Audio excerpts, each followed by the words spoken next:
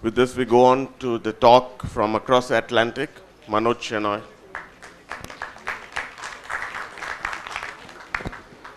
VUR, the perspective from UK. Good morning, everyone, and greetings from the land of Robin Hood. Firstly, I would like to thank Ramesh for inviting me to this meeting. I have to say this is the first meeting in India I'm attending after a period of 19 years since I left Bombay in 1995. So just to give you a perspective of where we are, so this is Nottingham, and this is in the East Midlands, or the middle part of the UK. Our team comprises of 8 pediatric surgeons. 3 of us do pediatric urology. We've got 5 pediatric nephrologists, and the whole team that goes for end-stage renal failure, including dialysis and transplant. So the local population is 800,000 that we look after, but for the tertiary care of pediatric nephrology and end-stage renal, it's about 6.5 million. Now, the talk that I'm going to give, actually, I'll divide it into 2 parts. The first part is more to do with the UTIs and some guidelines. And the second part is what we, as a group of pediatric urologists in the UK, think what we should be doing with this. Now, a lot of the stuff that I'm going to say is probably already been spoken to by Rama and Nicole, and I'll quickly go over some of the stuff. So just going back in time, when you look around the 1940s, prior to that, UTIs were very poorly diagnosed, and it led to a very bad outcome. And in the 1940s and 60s, better care developed and antibiotics were introduced. And some evidence started to come out in the 1960s and in the between 1960 and 1980. Now, from a UK perspective, it was only in about 1991 when the Royal College of Physicians had a working group, and they came out with some recommendations. The first thing they said was you should consider a UTI in any child who presents to you with fever or urinary symptoms. And at that point, they emphasized that the diagnosis should be by a urine culture. And they made some recommendations saying that you should give prophylaxis until any further imaging was carried out. And the imaging they proposed was that you should do an ultrasound in all, and you should do a late DMSA in all under 7 years, and a cystogram in children under the age of 1 year.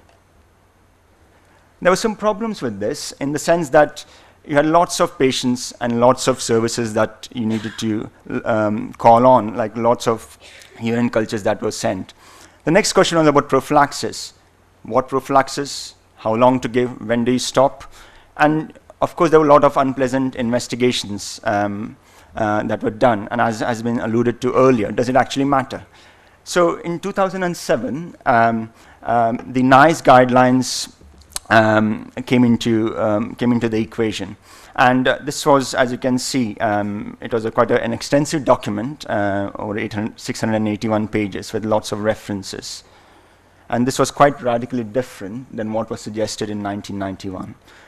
I'll briefly go over some of the things that the NICE guidelines suggest. Now, what you have to bear in mind is these are guidelines. These are not protocols that you should do. These are guidelines which the people in both primary and secondary care could look at and say, well, okay, this is what I should be doing as a baseline probably, and then refer on to tertiary units if they felt this was necessary.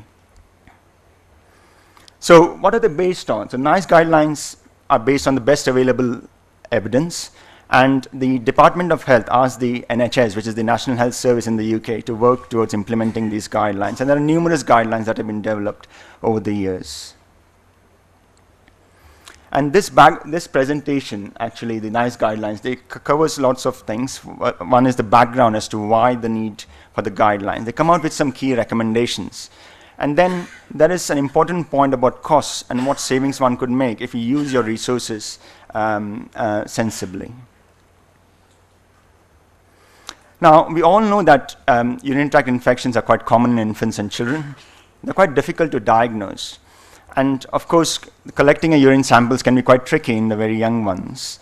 And the diagnosis is not always confirmed. And of course, as has been said earlier, children may have some long-term sequelae following UTIs. What this guideline also covers is the different aspects, as in diagnosis, the management, and what imaging one should consider, follow-up, and information and advice for parents. Again, these are some of the key recommendations that the guidelines come out with. So, going over some of the things. So, the first, assessing the symptoms and signs. So, what they suggest is that you should test urine in any child that presents to you with an unexplained fever of 38 degrees or higher, or symptoms and signs suggestive of a UTI. They also suggest that when you have an alternative site of infection, but the child remains unwell. And what they say is that you should not actually test a urine sample if there's an obvious cause for fever in a child. Now, as we all know, there are different ways in which a child with a UTI can present, but generally, across the different age ranges, you can see that fever and vomiting are most of the common symptoms that they come out with. And occasionally, the older children present with lower urinary tract symptoms. I won't go into a lot of detail, but it's important that you obtain the right sample, not a contaminated sample. And if a clean cat sample cannot be obtained, then you can use other non-invasive methods. You may use suprapubic aspirations. But what is important to bear in mind is if a child is seriously unwell, do not wait for the urine culture results. You need to treat the child first. The other thing is if you're contemplating doing a suprapubic aspiration, ultrasound should be used to demonstrate that there's urine in the bladder before you attempt it. Urosticks is something that is used in the primary care setting, and what has been shown is that when you have both the leukocytes and the nitrites positive, you're more likely to have a UTI, and if either is negative, it is unlikely that you have an UTI. So that's something as a baseline test that one could easily do quickly in primary care setting. This briefly outlines as to whom you should test and when. So in the very young children who are less than 3 months old, they should be referred to a specialist pediatric unit. You should take a sample for urgent microscopy and culture. And in the UK, these are generally managed with the feverish guidelines for children, which is again published by the NICE. Between the age groups of 3 months and 3 years, you do an urgent microscopy and culture. And in the over 3 years, as I alluded to earlier, a dipstick test of urine should be done. And it's important to see whether it's an upper tract UTI or a lower urinary tract UTI. So because you probably would manage pyelonephritis slightly differently than what you would in a child who presents with lower urinary tract symptoms. I won't go into a lot of details about these, but you have to identify some potential risk factors. Like a lot of conditions of renal tract abnormalities are now picked up on antenatal scanning. And other things like dysfunctional voiding, or if you have evidence of a spinal lesion with a child with, say, spina bifida occulta, and things like that, you should take a detailed note of. So, how do you manage them in the acute setting? A simple rule of 3. So, if you have somebody who's less than 3 months of age, we would do a urine culture and treat the child with intravenous antibiotics. Between the age groups of 3 months and 3 years, you treat them with oral antibiotics for 7 to 10 days. If it's more than 3 years, you do a Urosticks and then treat them with oral antibiotics. Routinely, antibiotic prophylaxis are not recommended in infants and children following first-time UTI. This again kind of reinforces that. So prophylactic antibiotics have been used previously on assumption that they prevent further UTIs. And I'll come back to that a bit later in the talk. So what are the investigations that one would think about doing in somebody who presents to you with a UTI? The NICE actually has come out with a few recommendations. So firstly, they take into account whether you had a recurrent UTI or an atypical UTI. And their definition of recurrent UTIs are if it's 2 or more episodes of UTI with acute pyelonephritis, or 1 episode of pyelonephritis with an episode of UTI with cystitis or lower urinary tract symptoms. An atypical UTI is defined as one where a child is seriously unwell, may have a poor urinary flow, has abnormal bloods with a raised serum creatinine, or presents to you with septicemia, and failure to respond with conventional antibiotics for 48 hours. So when you look at the imaging modalities that one would use, So if you have somebody who's less than 6 months old, what you would say is that you do an ultrasound within 6 months, but they do not recommend doing either DMSA or an MCEG. If the child presents with an atypical or recurrent UTIs, you would do an ultrasound scan in the acute setting and then follow that up with a DMSA and an MCG a few months down the line. In the age group between 6 months and 3 years, you do not do an ultrasound if the child responds well within the first 48 hours. If you have somebody with an atypical or recurrent UTI, so especially in the one atypical, you do an ultrasound in the acute setting, and you do a DMSA scan about 4 to 6 months later. In the child with a recurrent UTI, you treat the UTI and then do an ultrasound and a DMSA later. In the older children, as you can see here, a child who responds very well within the first 48 hours, they don't recommend doing any investigations. In a child with an atypical UTI, they would do an ultrasound in the acute setting. And in children with recurrent UTI, an ultrasound within 6 months, followed by a DMSA. So what they've felt is that over the years, there are likely to be few areas which for successful implementation, namely in the diagnosis of UTIs, training the staff and how to collect and deal with the samples, communications, and there'll be potential for research and audit. Of course, everybody thinks about costs, and the people who drafted the NICE guidelines looked at the costs of how much money one could save by rationalizing what investigations one would do when you're dealing with a child with a UTI. Now, these guidelines are easily accessible, so you can access them online. And like I said, I mean, these are just guidelines. It's not necessary that you really adhere to them. Of course, you deal with each child as an individual, but this is more for the sort of a broad range of patients that you may see in your practice, and how you can use things in a sort of a stepwise and a similar way. Of course, there are some shortfalls. It doesn't cover everything. So the guidelines do not cover children who have an indwelling catheter or children with neuropathic bladders. They don't cover children with significant pre-existing uropathies or children with underlying renal disease. And of course, they don't cover preventive measures or long-term management of sexually active girls with recurrent UTI. So that's the first part of my talk.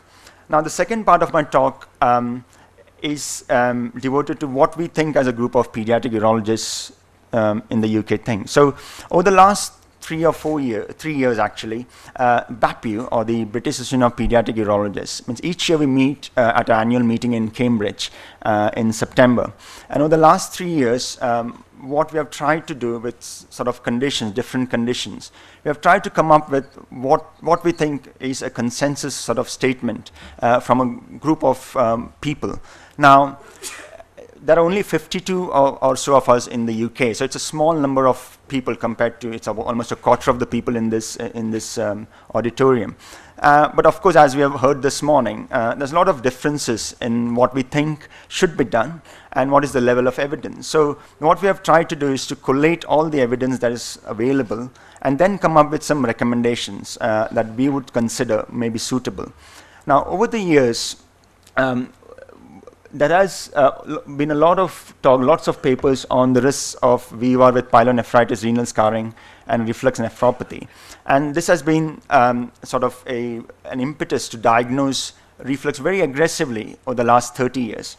However, what people have begun to realize, as has been said earlier, that most people don't consider that VUR as actually a disease. It's a marker of a heterogeneous condition of possibly the whole urinary tract. Now, when you look at the evidence, so the risk of reflux in the normal population is about 1 to 2%.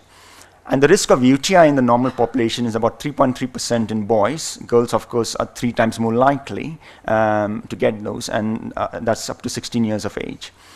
Now, this is the risk of UTI in somebody with antenatally detected VUR. And if you have a child who presents with a UTI, the risk of recurrence is about 9 to 23% without VUR, and 5 to 24% in those with low grades VUR, rising to almost double that in children with higher grade VURs. So we asked some questions. So one of the things that we asked, what is the most important test to diagnose VUR? Of course, most people would say it's the maturing cystourethrogram, which is the sort of gold standard. Of course, one has to bear in mind that it does involve a lot of radiation. One should not underestimate the trauma that a child can experience following a maturing cystourethrogram. In our older children, what we have tried to do over the last 3 or 4 years is to use Entonox, that is inhaled nitric oxide, to actually place the nitrous oxide to place the catheters. So this makes the test a bit more, I won't say pleasant, but I would say it makes them less pleasant. And we have presented this data in the ASP meeting last year. As Nicholas alluded to earlier, the top-down approach is based on identifying patients who have actually renal involvement by doing a DMSA, and then screening whether they have a VUR based on the findings of the DMSA. The aim of reflux management, as we know, is to prevent recurrent UTIs and progression to end-stage renal disease. So the next question we asked was, does continuous antibiotic prophylaxis prevent recurrent UTIs and further renal scarring? I think Rama has already answered that question previously. Now, what we have known is the surgical treatment has not proven to be beneficial or conservative treatment in preventing this. And recently, people have challenged whether reflux and recurrent UTIs and renal damage, is there a likely association? And the renal dysplasia that you see very early on when you have small kidneys or dysplastic looking kidneys on early scanning, they are actually thought to be the cause of end-stage renal failure. Now, we know that continuous antibiotic prophylaxis is still widely used in reflux. However, one has to bear in mind that it increases the risk of antibiotic resistance, and it's neither convenient, as was said earlier in the last talk, and neither is it cost effective. And there were 2 meta-analyses that were published, one in 2009 and 2010, which said that antibiotic prophylaxis have little or no effect on recurrent UTIs and renal scarring in reflux. So what did we conclude? We said that, well, probably we do not need to treat every child with VUR with antibiotic prophylaxis. However, better selection of high-risk patients may improve efficacy, reduce the adverse effects and the costs. And the risk factors are children who are very young, high-grade reflux, children with bladder dysfunction and low urinary tract symptoms, children who are not yet toilet trained, and girls and children and boys with an uncircumcised penis. Which patients should we be giving prophylaxis to? Probably children who present with recurrent UTIs, possibly who have scarring or dilating VUR. And of course, the cutoff for this is children who have already been potty trained and are dry. Outside this, it is very variable and may be based on clinical preference. Again, this is a very contentious issue. Does circumcision prevent UTIs in children less than 3 years of age with reflux? Now, there was a study by Morris and Wiswell, which was a systematic review. And what they said was the lifetime risk of UTI in uncircumcised males was about 32.1% compared to 8.8% in circumcised males. There is a well-quoted paper there, which again was a systematic review, and what they concluded was the present data does not support routine circumcision to prevent UTIs, but may be considered in those with recurrent UTIs or VUR with grades 3 or above. When you look at the numbers needed to treat to prevent one UTI, the same paper goes on to say that you need about 100 plus circumcision in normal children to prevent one UTI, 11 in children with recurrent UTIs, and 4 in patients with high-grade reflux. Now, from my own sort of perspective, when I left Great Ormond Street, there was a routine practice to actually, when you had a child with posterior valves, to do a circumcision routinely in those group of patients. And when I came back to Nottingham as a consultant, that was not something I did, and I haven't done it for the last 10 years. So as you move on, you begin to question, though you have learned from the very senior urologists and mentors, whether the practice that has been done earlier, is this something, is there any evidence for that or not? So the next question we asked is, are the indications for sting different from reimplantation? And we thought, no, the indications are the same. And they go back to the same thing about preventing reflux, preventing infection, preventing renal scarring, and most important, try and preserve renal function and failure of medical management. Now, when you look at the Cochrane review, which has been just alluded to earlier, so what this review showed was that 8 children would require combined surgical and antibiotic treatment of reflux to prevent one additional child developing a febrile UTI by 5 years. However, it would not cause fewer children to develop renal damage. So that's a very important point. We then asked, what is the evidence that treating reflux alters long-term outcome? And when you look at PubMed search, you can see that when you put reflux in, there are more than about 7,000 hits that you get. And then you go on and you kind of when you look at treatment, that are again less than 5,000. And when you look at long-term outcomes, it narrows down to the hundreds. And there are numerous sort of reviews that you can look at, the Cochrane database, the Swedish reflux style, the AUA guidelines, the EAU guidelines, and so on. Now, Maggie Godley, who worked at the Institute of Child Health with Philip Ransley, this was some work that she did. And what was shown that if you actually had, so they looked at children with bilateral reflux. And what they said was, if you had 2 good kidneys, and when they followed these children up, what they said was that the reflux resolved in all children, and all children, the bladders were all normal. If you had 1 abnormal kidney, there was a 50% chance that the reflux would resolve, and in 50% of them you had abnormal urodynamics. If you had 2 abnormal kidneys, there was no reflux resolution at all, and all children had abnormal bladders. What is the evidence that treating VUR alters long-term outcome? Now, this study by Smelly et al. Was alluded to in one of the earlier presentations. I've just looked at the long-term outcomes in a much older age group, in 226 adults, about between 10 and 35 years, and they found that 7 adults actually had hypertension. And subsequently, 9 adults were found to have hypertension at a mean age of about 38 years. What they concluded from their study was that those with reflux and no scarring and were carefully managed in childhood did not suffer serious consequences as adults. And they said that probably need early recognition and treatment of reflux and UTIs to limit scarring. But bear in mind, this was an old study. Now, what we agree on is there's still controversy, as has been seen from the talks this morning. That's still extensive debate on what one considers is to be the best management for reflux in children.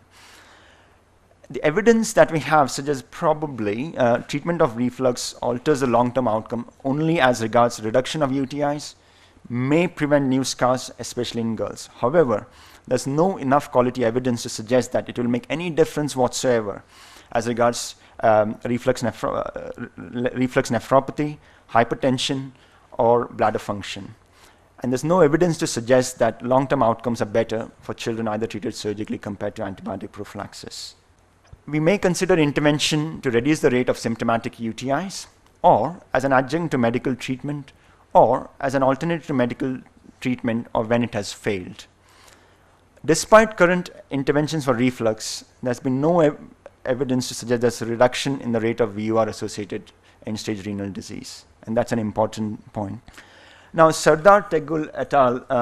In the EUA guidelines went on to say that producing recommendations for managing reflux on high-quality studies is not possible. So, from the summary, from what do we conclude from all of this? So, what we would say is that from the review of literature, there is no evidence at this point in time to suggest that one surgical technique, either reimplant or deflux, is better in preventing renal damage. Thank you. Now, for those of us who love cricket in the audience, which I'm sure most of you do, that's day 4 of the test match in Trent-Bridge. That's one of the benefits of Nottingham, the Trent-Bridge cricket ground, and that's day 4 at Trent-Bridge on a nice sunny day. Thank you. Thank you.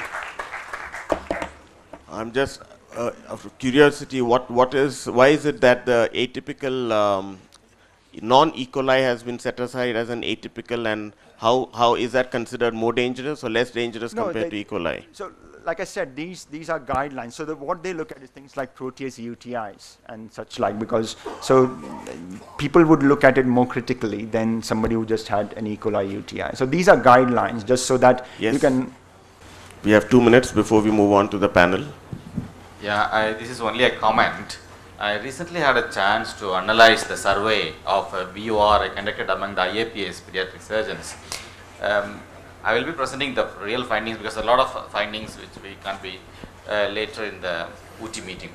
But what it shows is there's a considerable lack of consensus because of the literature, which is, there's a big paradigm shift back and forth favoring A management against the other. I think it's high time we come up with some consensus statement like this group and then revise it every year. So I would caution you in the sense that even amongst the group of 52, it was quite debatable, and it was quite, and these will be published in due course, but it takes time to analyze what everybody's responses are, to collate it in a sensible manner.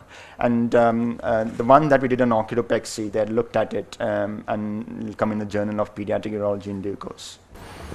Yes.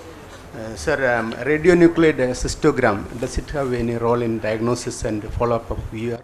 Yeah, so what I said, that I've just put some salient points. I couldn't go over everything. So there are different modalities in which you can investigate VUR. And radionuclide cystogram, of course, is one of those. It has maybe 10 times less radiation than a conventional cystogram. The problem is, what you need to consider is it going to affect your management? So if you take the top-down approach and you say you have done a DMSA, the DMSA is normal, it is very unlikely that your management will change anything. If you've got an abnormal DMSA, then you may consider doing an MCUG. So personally, I would go for an MCUG direct, because it will tell me 100% whether the child has reflux or not, hopefully, with an experienced pediatric radiologist. I'm finding it interesting that how effectively or how quickly you control UTI has been given so much importance in two NICE guidelines, but has not found any word or mention in the analysis of database from USA. Sorry, the question appears to be far. No, that's fine, because that's why you have two different people talking on it. You have people from across the Atlantic, from the States, and the things are, the NICE guidelines, we've actually reported in the dialogues in pediatric urology, which have written that. I'm sure some American colleagues are aware of that. So we have, with Marty Coyle, we have written an article on that a couple of years ago. So it depends. So like I said, these are guidelines. They are not, but it will be interesting to find what the data is from your side, if you do have some data. Yeah. Thank you.